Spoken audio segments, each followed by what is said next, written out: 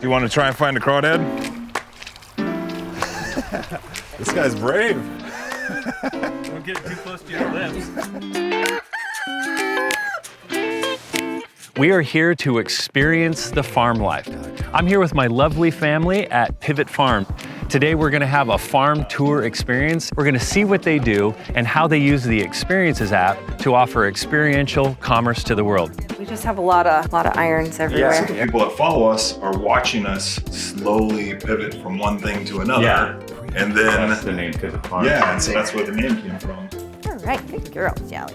I've got baby turkeys and chicks hatching right here. Look at this. All of that is just inspiration for people. If someone sees one thing that we're doing and says, that's really cool, I want to try it too, then that's, you know, a place of knowledge that is going to be spread.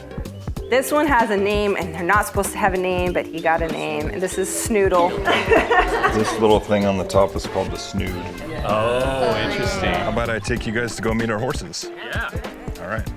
We have set up 101 classes on how to grow chickens.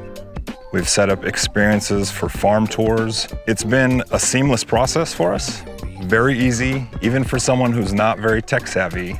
We're going to continue to use it to invite people onto the property.